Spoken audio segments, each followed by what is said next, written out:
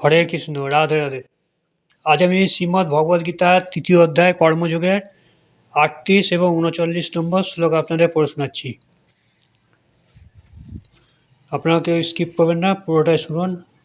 আর আমার এই গীতা কথা চ্যানেলটি অতি অবশ্যই যেন সাবস্ক্রাইব করবেন। সাবস্ক্রাইব করলে কী হবে, আমি প্রতিদিন যে শ্লোকগুলো আপনাদের পড়ে শোনাচ্ছি সেগুলো আপনারা আমার এতে শুনতে পাবেন, এই চ্যানেলের মাধ্যমে শুনতে পাবেন। শ্রী শ্রী প্রভুপাদের গীতা গান ৩৮ নম্বর শ্লোক।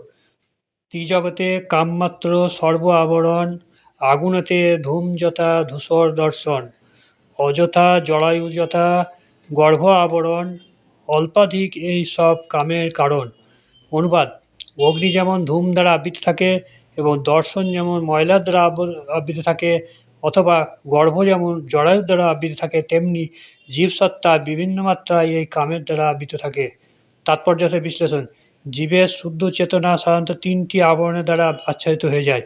অগ্নি যেমন ধূমের দ্বারা আচ্ছাদিত থাকে, দর্পণ যেমন ধুলোর দ্বারা আচ্ছাদিত থাকে এবং জরায়ু যেমন গর্ভের দ্বারা আচ্ছাদিত থাকে, জীবের শুদ্ধ চেতনা তেমনি কামের আবরণে আচ্ছাদিত থাকে।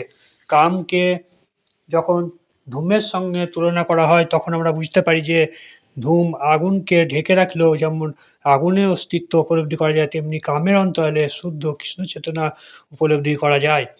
পক্ষান্তরে বলা যায়, জীবের অন্তরে যখন অল্প বিস্তর কৃষ্ণ ভাবনা প্রকাশ দেখা দেয় তখন আমরা বুঝতে পারি যে ধূমাচ্ছাদিত অগ্নির মতো জীবের ভগবদ্ভক্তি কামের দ্বারা আচ্ছাদিত হয়ে আছে। আগুনের প্রভাবে ধূমের উৎপত্তি হয়, কিন্তু আগুন জ্বালাবার প্রথম পর্যায়ে আগুনকে দেখা যায় না। তেমনি কৃষ্ণ ভাবনার প্রাথমিক পর্যায়ে বিশুদ্ধ নির্মল ভগবৎ প্রেম প্রকট হয়ে ওঠে না।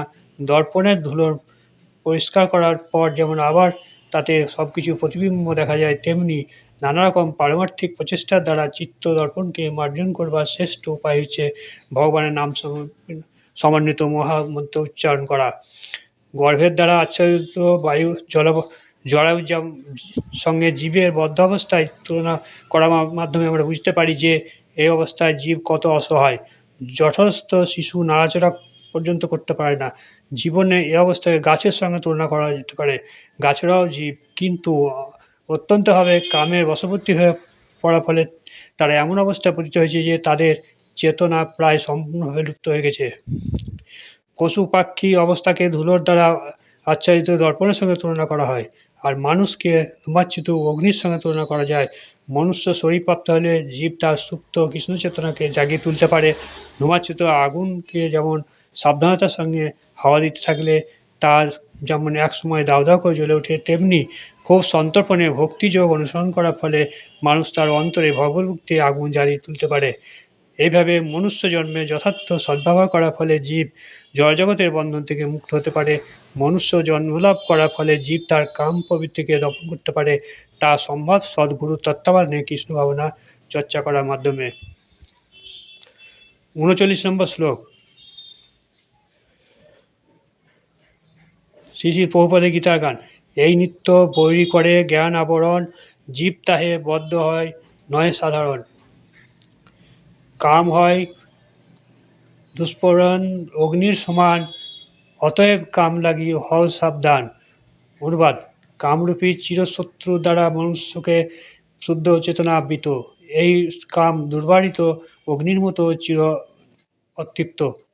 তাৎপর্য বিশ্লেষণ: মনুষ্য সংস্কৃতিতে বলা হয়েছে, ঘি ঢেলে যেমন আগুনকে নেভানো যায় না, তেমনি কাম উপভোগের দ্বারা কখনোই কামে নিবৃত্ত করা হয় না। জড়জগতের সমস্ত কিছু কেন্দ্র হচ্ছে যৌন আকর্ষণ, তাই এই জগৎকে বলা হয় মৈথুনাগার। আমরা দেখেছি, অপরাধ করলে মানুষ কারাগারে আবদ্ধ হয়, তেমনি যারা ভগবানের আইন অমান্য করে তারা যৌন জীবনের শৃঙ্খলে আবদ্ধ হয়ে ওই মৈথুন্য কারাগারে পতিত হয়। জড় সভ্যতার উন্নতি লাভ করে আমরা যতই ইন্দ্রিয় তৃপ্তি সাধন করছি, আমাদের পণ্ডিতাসার মেয়াদ ততই বেড়ে যাচ্ছে। তাই কাম হচ্ছে অজ্ঞানত অন্ধতা, যার ফলে জীব এই জড়জগৎ থেকে মুক্ত হতে পারছে না। ইন্দ্রিয় তৃপ্তি সাধন করার সময় সাময়িকভাবে সুখের অনুভূতি হতে পারে, কিন্তু প্রকৃতপক্ষে তথাকথিত সুখই হচ্ছে জীবনের পরম শত্রু। তার মানে বলা যাচ্ছে যে আমাদের ৩৮ এবং ৩৯ নম্বর শ্লোকে এক নম্বর বক্তব্য যে কামকে দমন করতে হবে। এই কামই হচ্ছে মানুষের ১ নম্বর শত্রু। কামকে বলা হয়েছে জড়জগতের মৈথুনাগার। এই কামকে যে বধ করে ইন্দ্রিয় তৃপ্তি সাধন করার সময় সাময়িকভাবে সুখের অনুভূতি হতে পারে, কিন্তু এই ইন্দ্রিয় তৃপ্তি সাধন করে কামের মাধ্যমে সুখের অনুভূতি, কিন্তু প্রকৃতপক্ষে তথাকথিত সুখ হচ্ছে জীবনের পরম শত্রু। এই ইন্দ্রিয় সুখটা আছে জীবনের পরম শত্রু।